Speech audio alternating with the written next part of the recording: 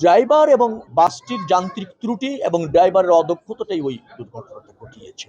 যাই হোক, দুর্ঘটনা যার কারণে ঘটুক না কেন, আমাদের প্রাণ গিয়েছে, এটা আমাদের সামগ্রিক ব্যর্থতা, সবারই ব্যর্থতা আমি বলবো।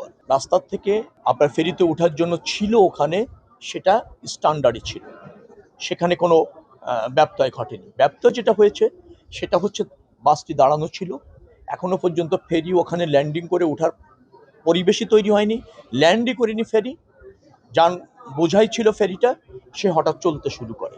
এটা ড্রাইভার সবচেয়ে ভালো বলতে পারতো। আমার যেটা মনে হয়েছে, আমার ধারণা ছিল গাড়িটি আর একটু সামনে এগিয়ে রাখতে চেয়েছিল, আমার যা ধারণা।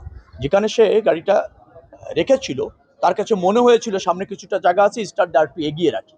এই এগোতে গিয়েই সে, আমার মনে হয় তার তদন্ত প্রতিবেদনে আসছে, তার গাড়ির আপনার হ্যান্ড ব্রেক যেটা থাকে ওটা ছিল না, তার হাইড্রোলিক যে ব্রেক আছে ওটা কাজ করেনি, এবং তিনি গাড়িটি স্টার্ট করতে সামনে যাওয়ার পর নিয়ন্ত্রণ হারিয়ে মুহূর্তের মধ্যে বাসটি পল্টনের উপর দিয়ে গিয়ে নদীতে পড়ে, এটা আপনারা দেখেছেন। তো ওখানে ঘাট ব্যবস্থাপনার কোনো ত্রুটি যেটা বিদ্যমান আছে, ঘাট ব্যবস্থা মানসম্মত আমি তা বলছি না, আমাদের ঘাট ব্যবস্থা এরকম ভাবেই আমরা চলছি। RICL TMX, যুগের পর যুগ স্থাপনা থাকে মজবুত।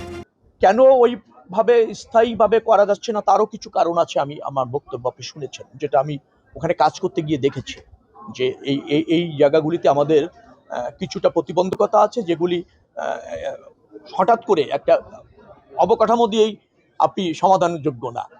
তো সেই জায়গা থেকে ওই জায়গায় ওই ত্রুটি ছিল না, ড্রাইভার এবং বাসটির যান্ত্রিক ত্রুটি এবং ড্রাইভারের অদক্ষতাটাই ওই দুর্ঘটনাটা ঘটিয়েছে। যাই হোক, দুর্ঘটনা যার কারণে ঘটুক না কেন, আমাদের প্রাণ গিয়েছে, এটা আমাদের সামগ্রিক ব্যর্থতা, সবারই ব্যর্থতা আমি বলবো। মামলা যেটা বলছেন সেটার কথা, আপনি যেটা বলেছেন, মামলা ওখানে হয়েছে এবং ওই গাড়ির রুট পারমিট বাতিল করা হয়েছে আপনি জানেন, এবং ওই পরিবহন সংস্থাকে শোকজ করা হয়েছে। তারা উপযুক্ত জবাব না দিলে ওই পরিবহনের বিরুদ্ধে একটা বড় শাস্তিমূলক ব্যবস্থা হতে পারে, যদি তাদের জবাব সন্তোষজনক না হয়। আমি কিন্তু ওই ওই ওই বাসটার কথা বলছি না, ওই পরিবহন সংস্থার কথা বলছি। মানে তাদেরকেও আমরা জবাবদিহিতার আওতায় এনেছি, কেন ত্রুটিপূর্ণ গাড়িটা ছিল আর কেন এই ধরনের একটা ড্রাইভার দিয়ে ওই সময় গাড়িটা চালানো হয়েছে। এই জন্য তাদের জবাব সন্তোষজনক না হলেও ওই টোটাল পরিবহন ব্যবস্থার বিরুদ্ধে শাস্তিযোগ্য ব্যবস্থা নেওয়া হবে।